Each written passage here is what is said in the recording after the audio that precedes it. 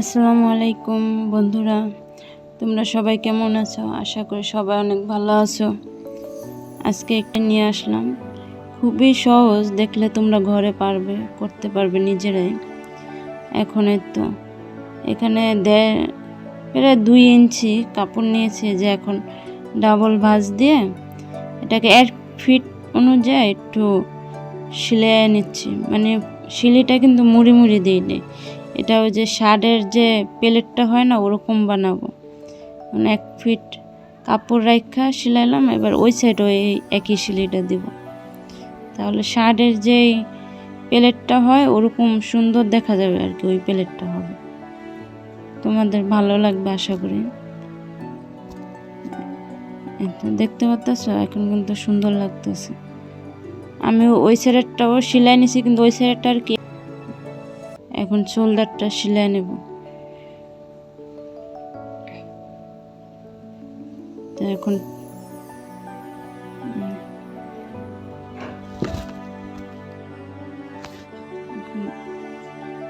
দেখো, প্রথমটা সেলাই দিচ্ছি, তোমরা দেখো। এটাকে আবার ডাবল করে দিব, দ্বিতীয়টা দেখালাম না, নিয়ম তো একই, তোমরা এটা দেখলেই বুঝবা। এখন গলায় পাইপিং লাগাবো।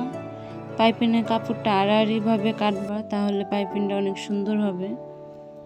এখন এটা দেখো, তুমি পাইপিংটা 1.5 ইঞ্চি পরিমাণ কাটছি। 1.5 ইঞ্চি পরিমাণ কাটলে পাইপিংটা সুন্দর হয়। এখন সেলাই নেব, আলতো হাতে সেলাবো, বেশি টানও রাখবো না, বেশি লুজও রাখবো না, যেন গলাটা সুন্দর মতন বসে।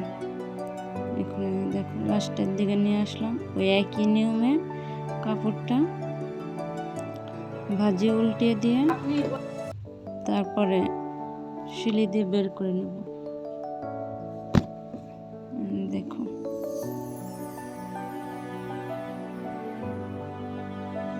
বাড়তি কাপড়গুলো কেটে দিলাম, তারপরে সুন্দর করে সাইড একটু কেঁচা দিয়ে দিবে, তাহলে ফিনিশিংটা সুন্দর হবে।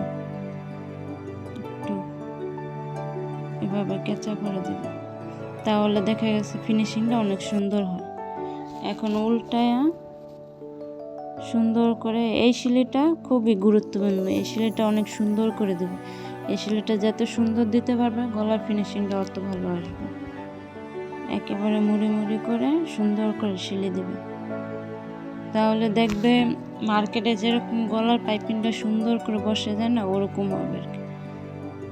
দেখতেই পারতেছ, আশা করি বুঝতে পারবে যে আমি কীভাবে দিতেছি।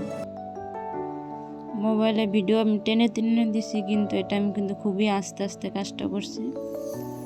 এখন দেখো ফিনিশিংটা খুবই ভালো আসছে। এটা পিছনে পার।